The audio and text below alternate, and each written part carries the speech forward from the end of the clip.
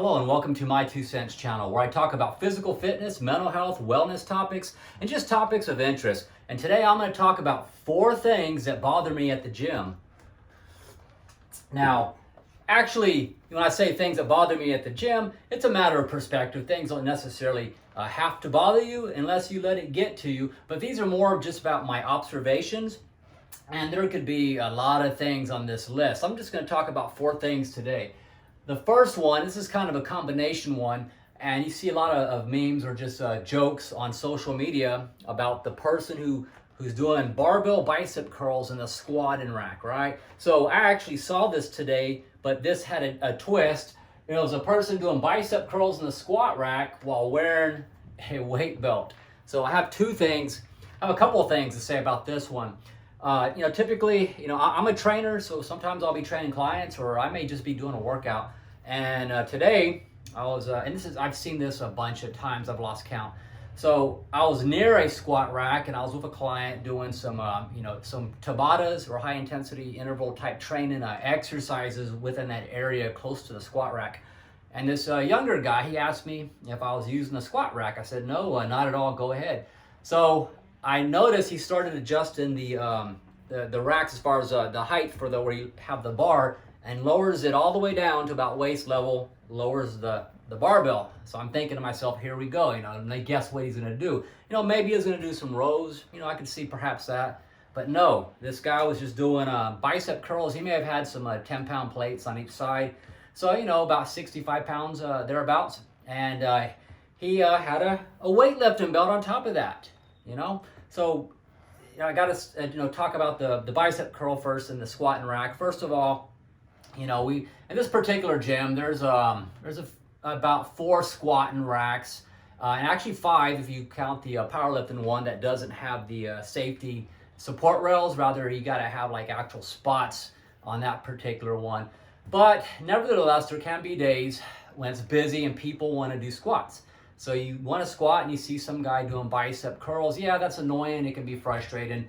There's another rack in the gym that has nothing but barbells loaded to different weights, specifically for doing curls, shoulder presses, you name it. That can be used for that purpose.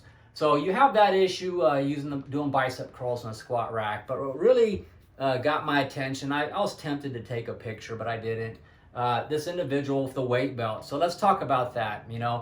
When I was in high school playing football, we had to work out and lift weights as part of our training program. We even did it during football season to an extent, and for sure during the off season we were on a program. So at a very young age, there was a particular football coach, and he would tell us, he's like, guys, you don't need to wear that belt, for all your sets.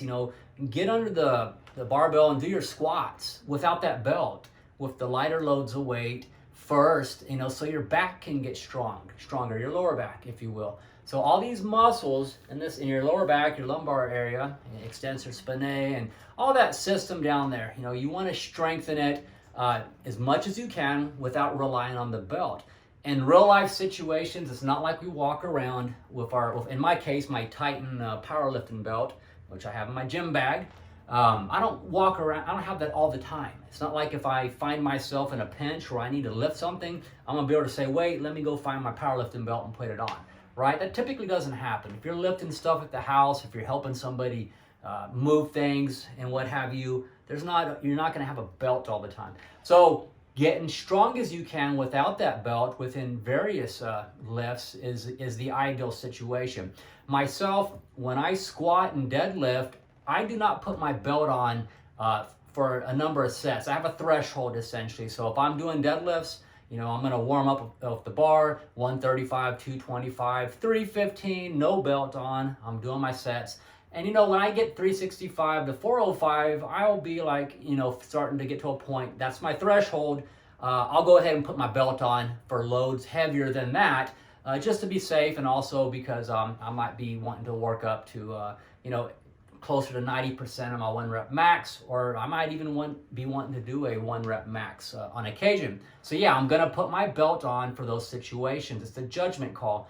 So with the lighter loads of weight, training without the belt is gonna get your back stronger. It's gonna help. So that's what you wanna do to promote, the best situation possible for having a strong back. So let's talk about bicep curls. Why do you need to have a belt on to do bicep curls, particularly with light weight? I see people wearing belts to do shoulder presses, to do lateral raises. I mean, heck, I'm not kidding you. I've seen somebody walking on the treadmill wearing their weight belt. I mean, are you kidding me? So most people's situation is such that they don't have a medical purpose. They don't have a physical therapist or a doctor who said, hey, you need to have that support belt all the time, perhaps because they may have some underlying issues that are more chronic or permanent in nature that require that type of support throughout various movements. There could be some people like that, but that's not most people's situations. I just see people wearing that freaking belt, weightlifting belt, if you will, for everything. So that's not necessary. Take the weightlifting belt off, guys and girls. Do some exercises, use good form, start with the lighter weight, and do some working sets without the belt. Get that back strong. You definitely don't need it to do bicep curls. I've seen people doing concentration curls wearing a freaking weight belt.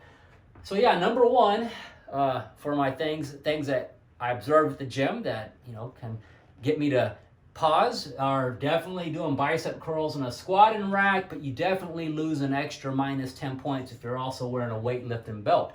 So I could do a whole separate video based on the studies and literature on about doing a beltless squats, beltless deadlifts, and so on to get the back stronger. So number two is personal trainers who have never done anything or they have no credibility. So what do I mean by that? So let me speak to that, and I'm not making this point just to hate on people or to pick on other trainers. What I want to speak to are several things. One, you can just talk about customer service. Let's put, experience, knowledge, and credibility as, being efficient or being effective as a trainer. Let's put that aside for a second and just look at customer service. I see personal trainers sitting down and on their iPhone and just counting reps. They're not even staring at their client. So number one, for me personally, that doesn't communicate any respect for that client's time who's paying you to train them. And number two, it just doesn't communicate much of a commitment on your part that you're really engaged. When I train my clients, I never sit down. I'm always standing. I'm always within proximity of what's necessary to supervise them through the exercise, including spots on various other things like squats and so on, or circuits, interval training and so on. I am there with them throughout their workout. They know that I'm not just physically present, but I'm also mentally present. I'm engaged within the workout with them together. It's a process we're both involved in. So that is very important to me. If you're a trainer, you need to show that respect to the clients. And I've seen that too many times. Personal trainers literally just park their butt down on the bench while the client is doing an exercise that they just kind of seem to, pull out of the air to have them do and say a few things, and that's about it. No attention to detail as far as their form, whether it needs to be corrected, safety, and so on. So I've seen a lot of that, unfortunately, is just customer service or just not paying attention. So that's something that if you're watching this video and you've hired a personal trainer and that's the kind of conduct that you've had to deal with, that's something you may want to consider looking at getting another trainer. So what do I mean by personal trainers who've never done anything? What's that supposed to mean? So as a personal trainer, there's different ways to become competent or efficient as a personal trainer to be able to help people achieve health, fitness goals, body composition goals. There's more than one way to get there, and I'll speak a little bit to that. But what I'm getting at is credibility as far as I see personal trainers who are overweight. Quite frankly, I guess not put it any other way, is just they look like slobs. Quite frankly, you could say it nicer than that perhaps, but that's just being to the point and blunt. Personal trainers that are not practicing self-care. How are you gonna try to put yourself out as a fitness professional, going to help people achieve a better health when you yourself do not practice that? And I have seen that personal trainers, they don't even look like they lift. or exercise. They're overweight. They just basically are kind of going through the motions. And surprisingly, or interestingly enough, there will be people that'll hire them. So that's one issue of that. Now, as a personal trainer, do you need to be somebody who has won bodybuilding contest or was a football star or excels in a particular sport? No, you do not. No, you do not. You don't necessarily have to be someone who's done that. However, when I say a personal trainer has never done anything, I'm like, heck, put yourself out there to do something, to kind of show that you do challenge yourself, that you commit to something, you set goals, you can follow it through, and that you are someone who has experience with that. What could that be? Running a half marathon, 5Ks, being involved in your community with fitness-related events. I started running Beach to Bay here in Corpus Christi. It was awesome. I'm going to run it again next year. Things that demonstrate that, hey, I am actively involved in things that speak to my commitment to fitness within my community. Myself personally, as a personal trainer, I've never held my credentials out as to what qualifies me by saying, I have won my class in bodybuilding competitions, which I've been competing in my 40s in bodybuilding, and I've done powerlifting, successfully have won my weight class. I've done other sports, track and field, played football. I've done fencing, done other things as far as sports and been competitive in those areas. So I could say, yeah, I've done all these things, so that makes me a personal trainer. So that by itself, no, there's more to it than that. But at least my clients can respect the fact that I know what it's like to train for something, to have a goal, to be committed, to follow it through. Okay, so I have that. I've done something with my fitness and so on. Do you have to be someone who has to have a goal to be in a sport as a reason to be motivated to get fit and healthy? No, you do not. Just living a better quality of life is enough of a reason. So there's a lot of things that can be said about that. Never have done anything, and that can be a lot of different things. It doesn't have to be the same for everybody. So with this being said, let's look at the other side of the coin with personal trainers and credibility. I've seen this happen. I've seen guys, they'll get on a cycle of steroids, they'll get bigger, muscular, and they may place halfway pretty good in a bodybuilding contest. They might even win, and then after that, like magic, they'll start they'll print up some cards that say they're a personal trainer. So on the other side of the coin, there's a problem with that too. Just because you have muscles or your bicep looks nice and you may have a good physique, that in and of itself does not mean that you're necessarily qualified to be a personal trainer, that you understand people with special needs, things that are contraindicated for certain situations. Winning a bodybuilding contest doesn't teach you to understand how to train women who are pregnant. What do you take into consideration when they're in the second trimester of being pregnant or the third, and so on? How do you handle people with diabetes type 2 or metabolic syndrome as far as understanding nutrition, the most effective program design for those type of issues, where weight loss for some people that are obese or morbidly obese, weight loss is the primary initial goal because of a threat to their health. What's the best program design for that? It's not necessarily like you would train for a bodybuilding contest per se. Rather, you can incorporate strength training, but have other modalities involved that are gonna, disturb the metabolism more, get the heart rate up, circuit training, interval training, and so on. So understanding program design specific to your client is something that's more than just, hey, I did a bodybuilding contest, right? So I see some of that too. I've seen people take a client with special needs.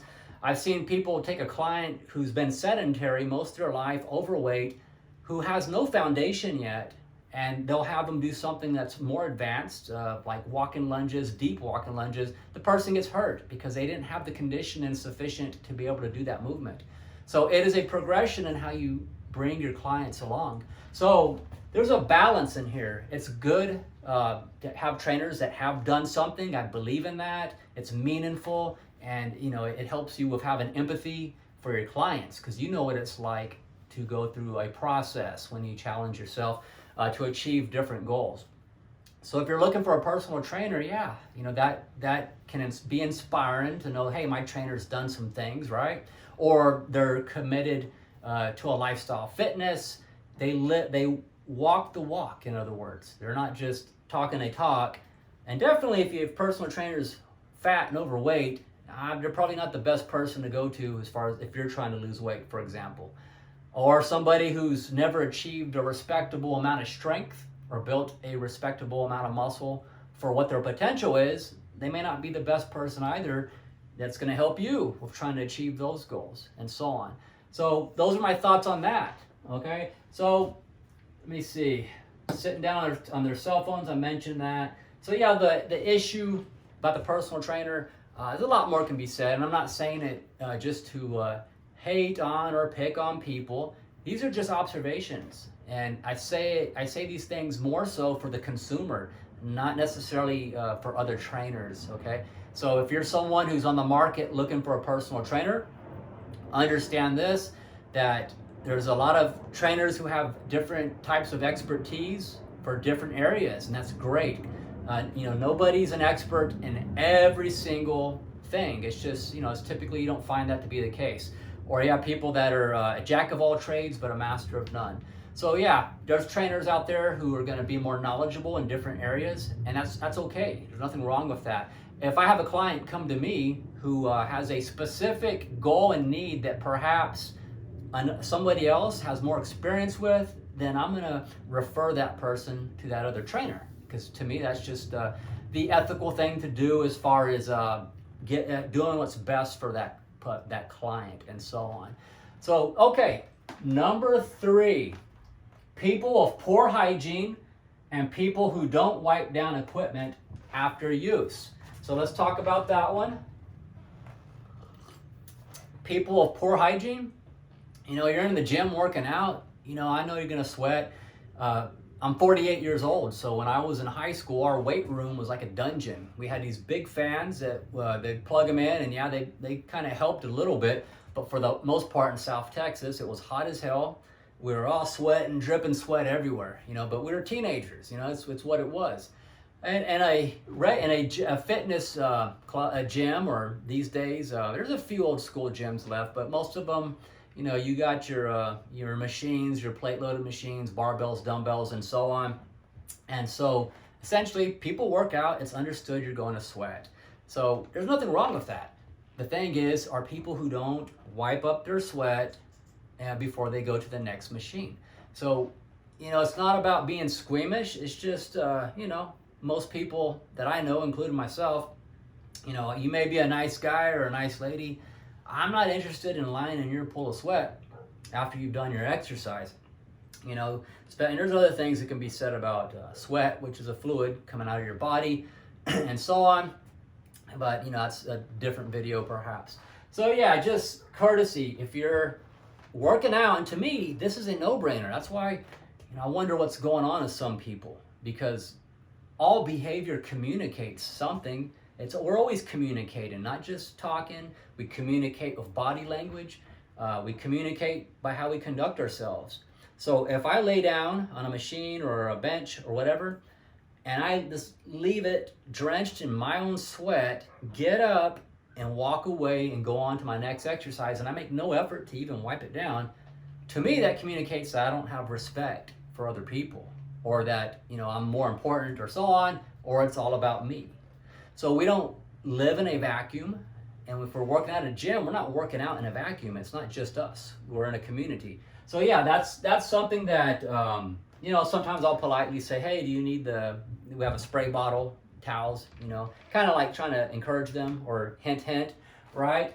So there's that. The poor hygiene, few people have the really bad underarm, armpit smell or bad underarm odor. I don't know if some people just become desensitized to their own smell, but some people are so ripe. I mean, you can smell that, clear across the gym.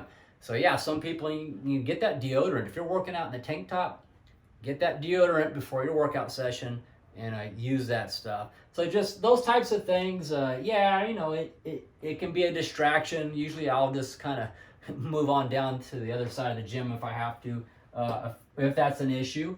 And okay, number 4, gym experts who haven't even built a foundation. So what is this one? The gym expert that hasn't built a foundation. I've seen this a lot over the years, is that you'll have somebody who's reading all the muscle and fitness magazines, all the Joe Weider magazines and so on, and they'll read the celebrity workout or the latest fad diet or the latest craze, whatever it is, and they will shift, or they go after 2 or 3 months, then they're on to something different, the next big, better program or big deal. And the thing is, they become the expert, about this particular type of training. I remember German volume training is a pretty big, it's caught on for, it's still popular, still used. There's other types of trainings as far as the 5x5 programs. There's a lot of different split routines. There's all kinds of stuff I could list. That's not the point of this particular issue, but you get the idea. A lot of different programs. So what will happen is with these individuals, when you get to deal with them or they want to talk to you, it's not that there's anything wrong with discussing stuff at the gym. It just becomes annoying after a while, or almost obnoxious when they're trying to tell you about how it's better than your workout or what you're doing. And at the same time, they don't really have a foundation. They don't have really good core strength. They don't know how to do a squat properly. They haven't mastered decent or correct form on doing something like a deadlift, for instance. So while I'm very open-minded to having a variety of things in my exercise program, for instance, I incorporate power cleans. I like to do some snatches sometimes, some of the Olympic lifts. But I keep the big 3 in my life. I do squat, I still do bench, and I still do my deadlifts. I do a lot of dumbbell work as well. Just as my football coach used to say, the bread and butter or the fundamentals, or KISS. Keep it simple, stupid. So at 48 years old, proper technique and just, keeping the fundamentals of those big movements, those compound multi-joint movements throughout my life has kept me strong. Thankfully my joints are fine. I have no shoulder issues, no knees or hip issues, and so on. That's a whole nother video I can talk about technique and not destroying your joints. So the point is, keeping it simple is effective. I don't always have to have this fancy, overanalyzed program based on these theoretical models or studies that a lot of them, are not necessarily conclusive. They're just studies. And based on that, these people get all into this over-analyzing the different workout. And you got to do it this way, and the rest has got to be this. And there is something to be said about less rest between sets, increase in intensity, which I'm a big believer in. But it doesn't have to be overthought and overcomplicated. So these individuals who are the experts, who don't have a foundation yet, are the ones that it can be annoying. It's like you're trying to tell me about my program or trying to tell me a better way to do it, yet your legs are like toothpicks or bird legs, and they have the genetic potential to have bigger legs if they would perhaps be consistent and keep it simple, right, and just put the work in. Individuals who, I'm kind of like this one up here, haven't done anything, but yet they're an expert. Individuals who are talking about their diet that they're on, and I've heard people shift over different diets throughout the year or years, but yet seem to be stuck. They don't seem to keep their weight under control, but yet they remain the expert. So that can be something that, as an observation, yeah. So these are the 4 things today in this video. To wrap it up is, bicep curls and squat racks while wearing weight belts, not necessary. Personal trainers who've never done anything. 3, people with poor hygiene, don't wipe your equipment down. And then gym experts, right? So at the end of the day, when you go to the gym, you want it to be a friendly experience, or a good experience rather.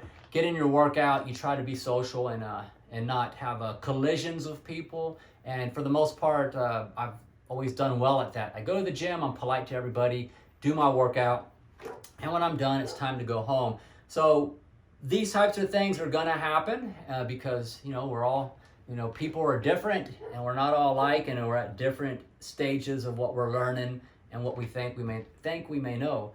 So just something to think about. What are some of the things that may bother you at the gym? Or if you don't want to think of it as being bothered, maybe just observations.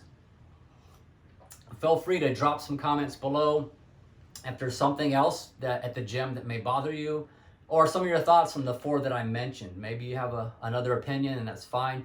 So until I make another video, I hope you have a good day. Feel free to subscribe to my channel. It's been a while since I made a video, but I'm going to start putting some more back up again. I've shaved my head since my last video, shaved the beard, so I'm just sporting the goatee and my solar panel. So anyways, I hope you enjoyed the video. Like the video if you thought it was, had some points. And again, subscribe to the channel. I appreciate the support. And if you want to visit my website, jameshunterfitness.com. There's information about myself and what I do there. My professional experience is in the mental health industry, also with a drug addiction rehabilitation industry, as far as a counselor in mental health and the substance abuse rehab. Also physical fitness too. I've been doing that for 28 years professionally, as far as helping individuals with physical fitness goals. So those are my 2 fields that I've been involved with professionally. So in my videos, I will talk about issues kind of in that realm, as far as wellness, physical fitness, mental health, and so on, or just other topics that may come up from time to time, because why not? So until I talk to you again, have a good day. Thank you.